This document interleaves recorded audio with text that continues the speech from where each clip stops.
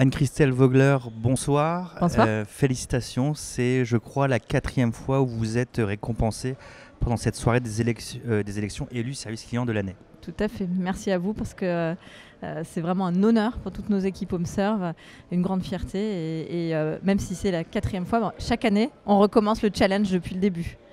Vous me disiez que cette année avait été particulièrement difficile, âpre dans la compétition. Est-ce que vous pouvez nous en dire un peu plus ? Oui, on a abordé la 4e participation après 3 succès. Donc plutôt un niveau de confiance bon, sans être démesuré. Et à mi-parcours, nous n'étions pas premiers. Et ça a été un vrai challenge parce qu'on a senti que le niveau de cette année était extrêmement fort. Et donc je suis très fière des équipes qui ont montré beaucoup de persévérance pour remonter leur performance et puis finalement réussir à gagner une 4e fois. Très bien. Lors de la remise du prix, vous insistiez sur le sourire, le bien-être collaborateur. Est-ce que vous pouvez m'en dire un peu plus sur ce sujet-là ? Oui, on travaille beaucoup l'expérience collaborateur. En plus, nous sommes un assisteur, donc s'occuper de la personne, ça fait partie de notre métier. Et on le fait aussi avec nos équipes. Pourtant, on dit que les cordonniers sont mal chaussés. Et alors, nous, on essaye de faire ça le mieux qu'on peut avec nos équipes.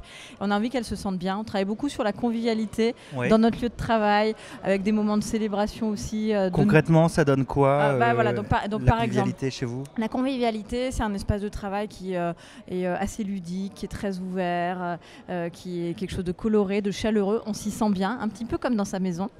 Et puis, on aime beaucoup célébrer les petites comme les grandes victoires. Donc, il y a beaucoup de moments où on est rassemblés tous ensemble, entre directions, tous les métiers, pour pouvoir partager ces moments et être sûr aussi d'un aspect festif. Il y a une culture interne très, très forte sur le collectif. Très bien. Dernière question un peu prospective.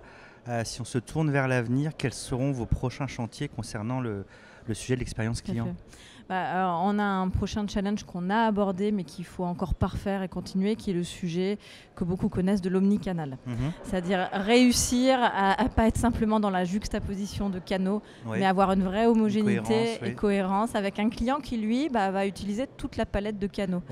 Voilà. Comme on l'a vu pendant l'observatoire. Et ça veut dire travailler les compétences de nos collaborateurs pour acquérir cette palette-là eux aussi. Voilà. Et justement, vous avez déjà prévu, tout est planifié en termes de montée en compétences. Ça marche comment l'agilité chez vous ? Alors, ça a débuté et notamment, il y a beaucoup de dispositifs de polyvalence entre des équipes différentes pour que chacune puisse venir en renfort de l'autre et aussi, du coup, profiter de l'expérience de l'autre équipe pour s'enrichir personnellement et acquérir de nouvelles compétences sur d'autres activités. Très bien. Merci beaucoup. Je vous remercie. Encore félicitations et excellente soirée. Merci beaucoup.